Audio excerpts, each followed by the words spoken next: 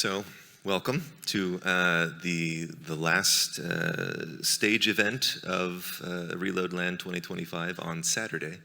We do have a full program tomorrow as well, but really excited to be wrapping up today's talks and panel discussions with my new friends from DM Core, brand DM, Daniel and Angel.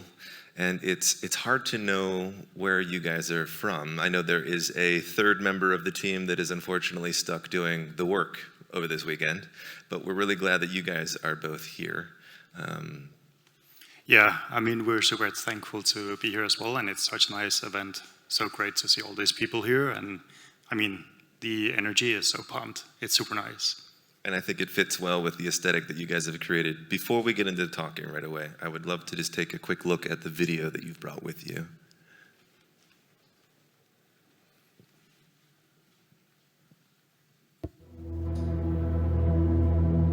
Cause we lost everything.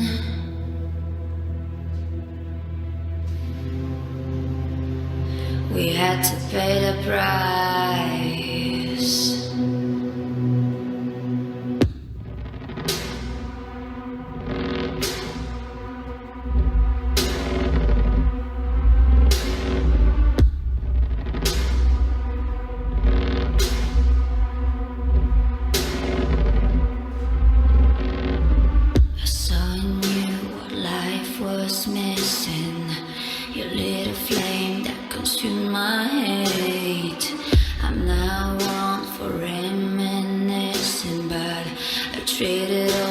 Sweet embrace. Cause we lost everything.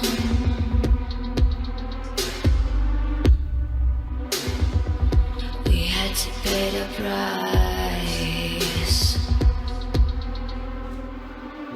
There's a canvas with two faces of fallen angels who loved and lost.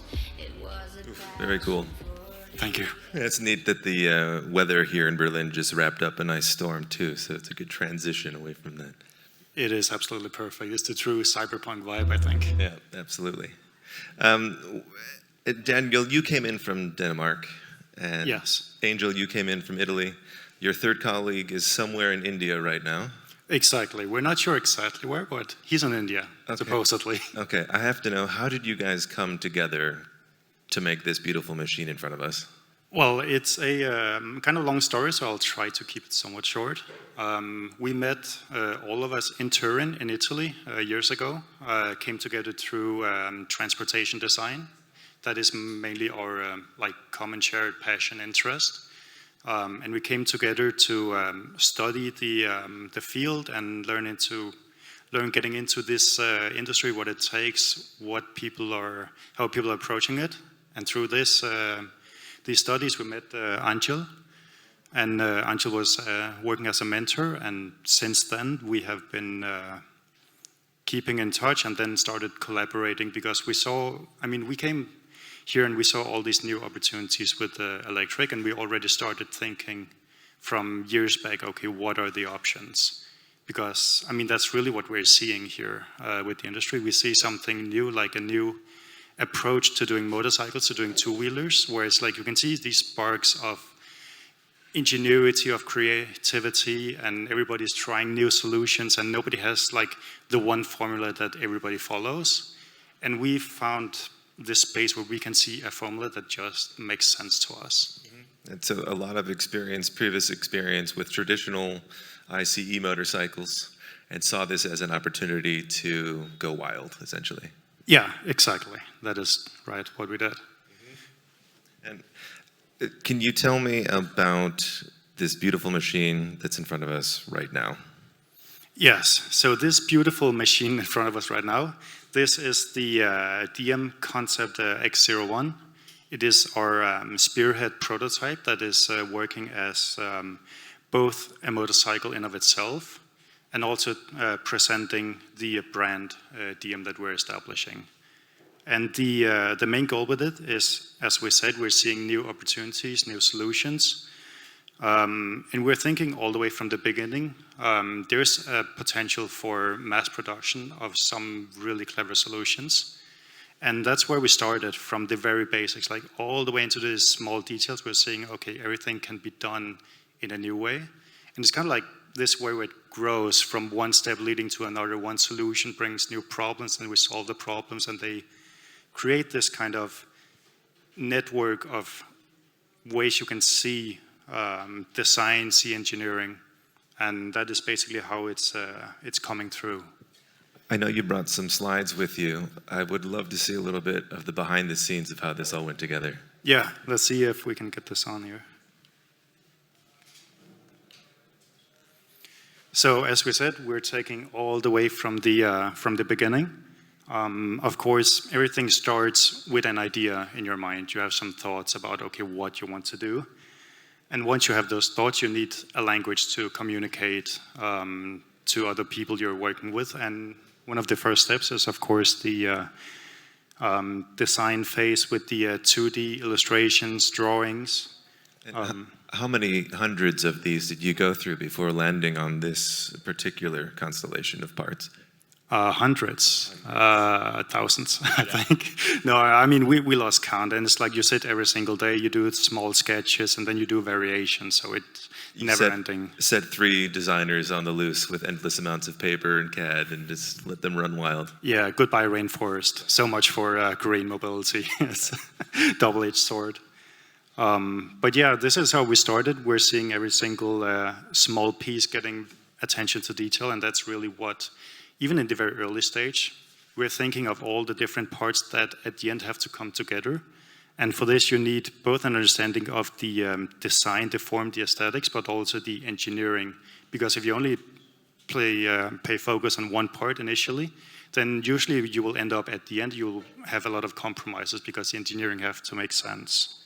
Yeah, planning those constraints into design from the beginning. Yes, exactly. And the best way to explore this is by this early ideation, where you try different solutions, different ideas, form, shapes, and engineering as well. And from here, we also move into the tandem work we do. So as we sketch ideas, and we also do some work in 3D. At the same time, we do, especially Angel is working heavily on the physical modeling, the clay work, the fiberglass molds, and so on. This is in your workshop in Italy, right? Yes, yep. That's correct. Yeah, it's in near Turin, where we have Angel has a studio, and we've been working out of that to build pretty much the entire bike from what we can physically. And especially this part, the physical aspect, is something that is very important and very, it's adamant that you pay attention to this, especially when you're doing some kind of sculpted features, because there's some things you just cannot get through a CAD program or 3D or drawings. Like you see something and it looks good on the screen, then you put it in real and you sit on the bike and it's like something is just off. 100%. You need that tactile experience as well to qualify essentially what you've thought of in your head or what your eyes have seen. Yeah, exactly. And sometimes what you imagined initially is going to change if you want to keep the same idea, but it comes out different and you have to check like the reflections, the proportions, the different parts you put together, how they're going to fit, and ergonomy as well. It's something where you have to constantly iterate on the process. How many rolling chassis have you gone through before you optimized to a point that led you to this? We have gone through quite a few. So we start out with the frame itself, which alone is like a whole rabbit hole of, Sure. I mean, long talk. But the idea is the most clever solutions usually are the ones that end up being the most simple. Because normally the way you would approach something like casually would be to say, okay, you have an idea, then there's an issue or problem you have to solve, and you solve that problem, and then another problem or issue arises, or another opportunity, and you solve that. And at the end, you have this conglomerate of different problem solutions, ideas all mixed into one, and it becomes very complicated. But to really make something simple, you need to see all those potential future issues from the beginning and think about solutions that can cover multiple problems in the future in one go. And what does that process look like at DM with you guys sort of spread to the winds? Do you come together often, or is it a lot of communication via calls, sending data files to each other? Yes. All of it. All of the above, yeah? Yeah, all of the above. No, we usually structure it because, I mean, it's very convenient in today's age that you can do a lot of work online. So we can be in 3 different parts of the world and come together for digital work, simple design ideas, and Angel is so great to have in the studio as well to quickly test something in physical and send it back to us to say, okay, how is it matching with our ideas and back. And then we also schedule when there's very heavy physical work, intensive work we need to get done, then we manage to get all into the studio and spend a couple of months there just working all hands on deck. And that's how we have structured it. Working in those sprints then, very cool. Yeah, exactly. And yeah, here you can see more of the process. And again, I mean, you can't really count how many hours goes into this, like for one person and collectively.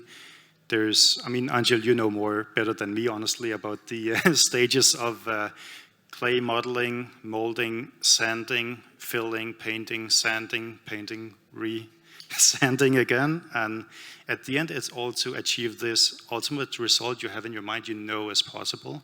And you just, I mean, you have to bleed for it, basically. And that comes from the passion and from the desire to really do something that is genuinely new and generally, like, tries to be the best potential it can be. What is the timing on this? What was I looking at here? Is this a year ago? Is this 6 months ago? I think at this point it's probably 6 months ago or less. We started to work on the project. Oh, yeah. So we started to work, let's say 1.5 years ago. But then we worked on the project for 1 year to arrive to this point.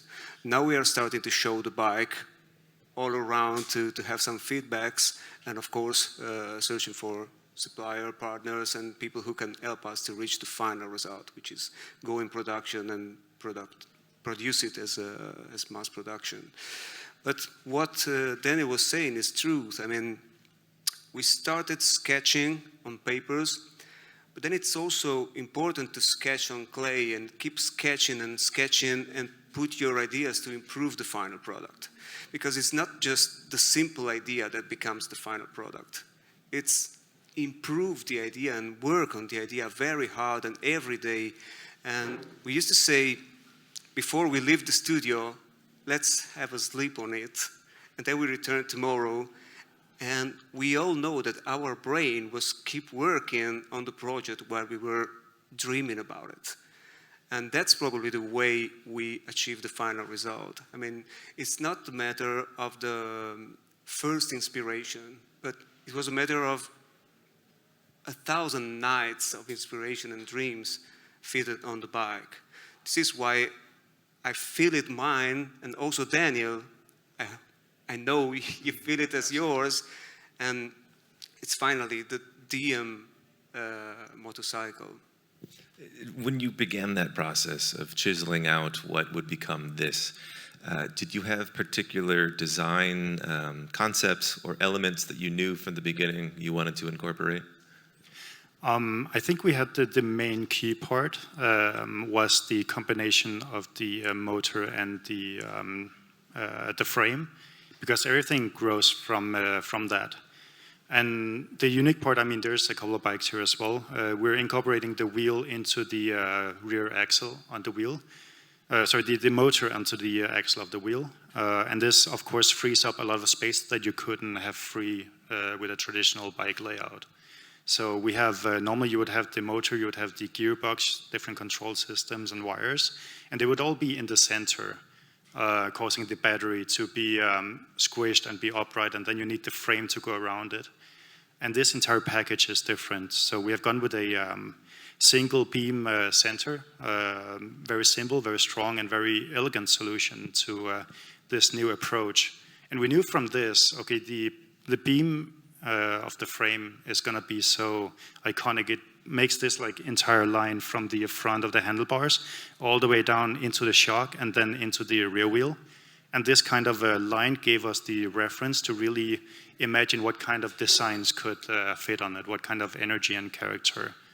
So that's the backbone that you then built on top of. Yes, it is. Of course, we have some style influence and inspiration because, I mean, we've been working in this field for many years. And anything we do, I think anyone does in this industry when they're doing this kind of work, is having so much prior influence just subconsciously in your mind. And it's always there laying like small details, small ideas you knew you had maybe on a previous project or something else. And you're like, this could fit perfectly here. And once you have enough ideas and inspiration that kind of come together, and you can say, okay, all of these are starting to match, then you start to get an idea of, okay, what kind of soul and character is this bike going to have?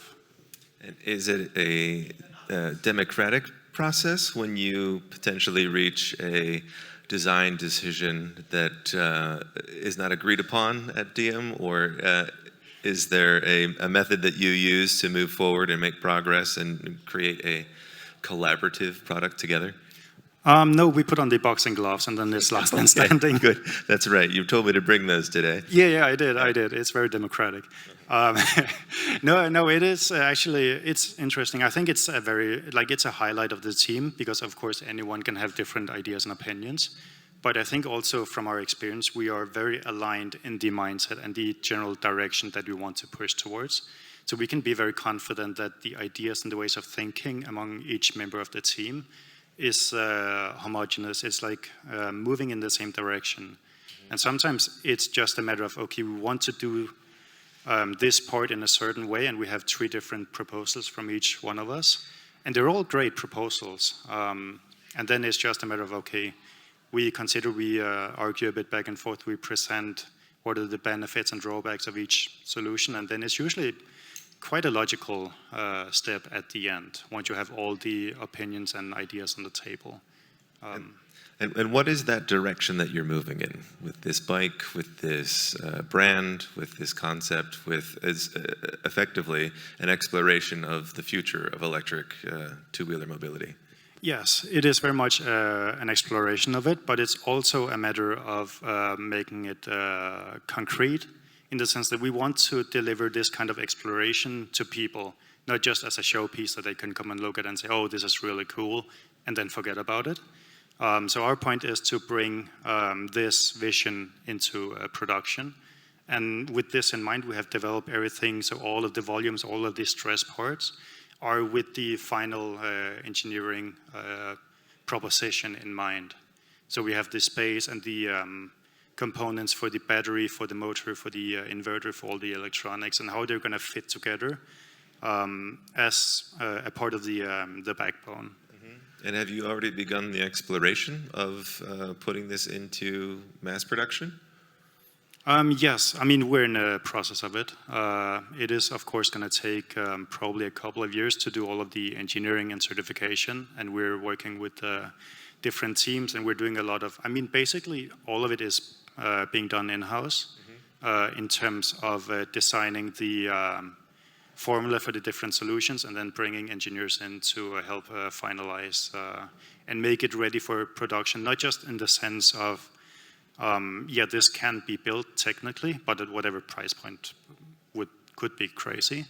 But we really consider, okay, it has to be also able to be manufactured at scale and at a cost-effective range, so we can provide this that I mean, imagine people should see a bike like this and think it's super cool, and also know, okay, this is actually something they can end up buying in reality and not just see on a poster or something. Mm-hmm. Terrific. And could you dive into the name for me for a bit? I know there's a lot of inspiration that you've drawn upon, but when I see DM on a motorcycle, I have to know what your thought process was on that. Yeah, I mean, we've gone through a lot of things. Ideas for a name, of course, it's very strong. It's the identity of the brand and identity of the team, the people behind it. And the idea of having like this new dawn, the new day, kind of for us as a team and for the industry, we're seeing like this is the new frontier. And we really want to seize this moment to bring something new and genuinely like forward-looking into it and make it real today. So that's the main philosophy behind it. Love it. Can you show us a bit more of the behind the scenes that went into it? I'll see here. It's a pretty short slide, but this is also looking into more the final stages where, I mean, there's a lot of parts that go into it you maybe wouldn't consider normally, like especially with the color and trim choices options. You have to look at something like different materials accept colors in different ways, and you have to think about this, how you plan to divide different surfaces, different parts, and also figure out, okay, who can actually supply these things? Because you can buy a lot of stuff from different people, different places, but if you have to also bring it together where it can be supplied in a way where it's not just a one-off prototype, then that's something you have to also consider, because if we show something now that is not going to be able to see production, then it doesn't really have the same appeal and the same message in the end.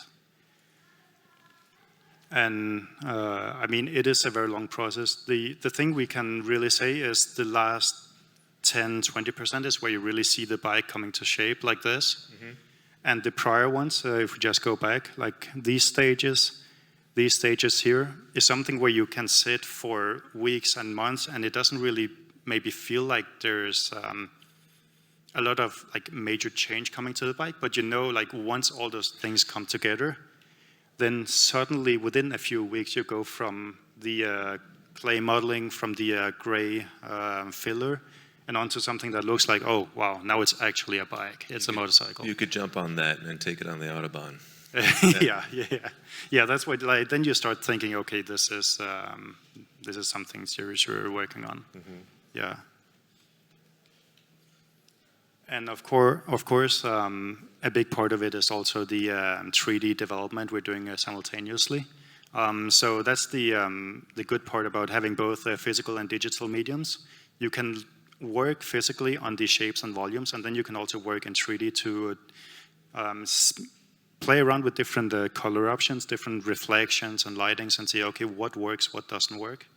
And this is something that works in harmony, so you can work on both things at the same time, and you can iterate in real time, super fast, super efficient. And also how, even with a very small team, if you have all of these different fields covered, then it's super efficient to just work at very high pace, but without pushing yourself. That's, I think, maybe an underlying mindset as well for us. Like, we can run extremely fast when we work on the bike, but at the same time, we don't want to rush ourselves where you end up cutting corners and you skip steps that you shouldn't skip. Sure. Really focus on the finer details and take the time to do so. Yeah. Like this light that I love that it's highlighted on this slide, because I only just noticed up here that this is a continuation of the light that goes through the tank, also to the front. It's wonderful. Yeah, exactly. And you can see there are some details and some harmony. You can imagine the lines coming from all the way from the front wheel where it touches the ground, comes around, like up and around in a curve, and continues over the front into the rear in one continuous line. And that's kind of like a harmony for the eyes that you don't really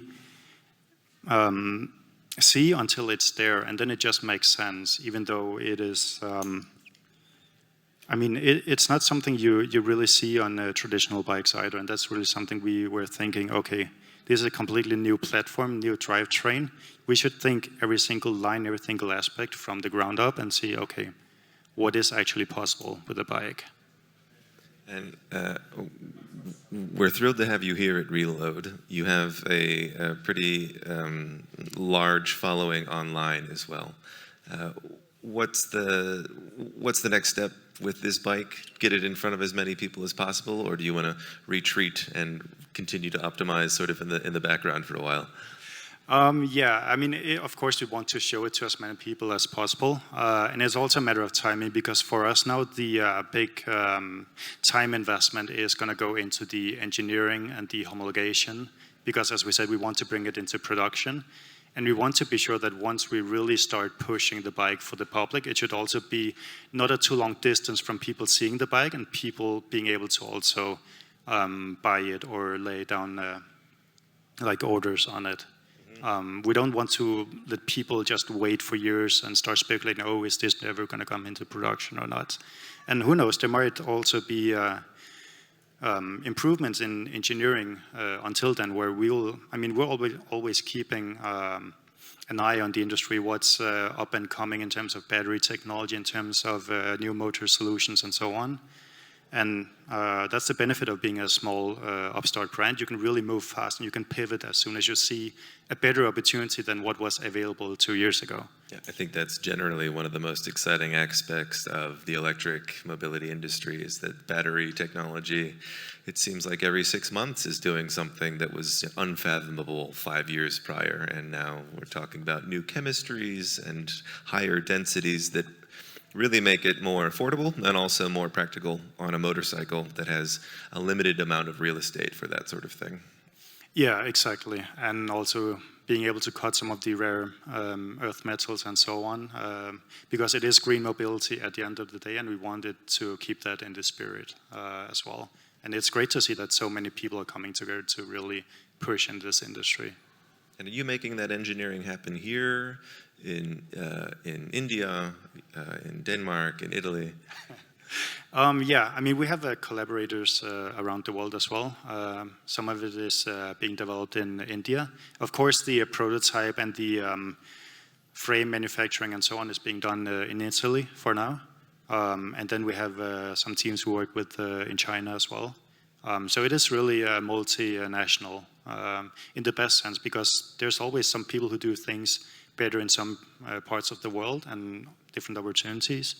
And of course, for large-scale manufacturing and also sales, India is the biggest, like the most growing market at the moment. So that's, of course, a big focus for us, especially with Manvendra from our team, who sadly can't be here today. Yeah. But he is from India, so... And he's working, right? You guys are here celebrating, and he's chipping away in the office, huh? Yeah, we're here for the after party for the shows and the glamour, and he is working on the heavy stuff. Fantastic. If you're watching right now, we're having a moderately good time without you here. Slightly. No, we're thrilled that we get to show this off. It's absolutely gorgeous. If folks want to continue to see where you're going with this, what's the best way to do that? The best way to go with it is, of course, the socials. We have Instagram mainly for now. You can just search up DM Motors on Instagram. And then we also have our website, dm-corp.com, where we will post updates and news about if we're going to different events and so on. We will have it tagged there. But for now, it is mostly on the socials like Instagram. As we said, we're keeping it a little bit low-key because we want to develop the engineering before we really push on the big social media stuff and so on. Cool. Well, we will post those below and be following very intensely as this progresses, and we'll certainly welcome you back in the years to come to see this turn into this beautiful thing here, to something that hopefully one day I get to ride myself. Yeah, I mean, I think we will do our very best to make that happen. We're so thankful for being here as well, and for the entire event. The establishment has been so good, and so many people are coming together to make it so great. I mean, we can really see the passion here, and that's motivating for us as well to really keep pushing, because, I mean, you guys and the culture, the industry, it really deserves people who are in it to really make it great. I think the community is growing, and we're pleased to welcome you guys for the first time here. Daniel, Angel, DM Core, thank you so much. Yeah, thank you so much. It was a pleasure to be here.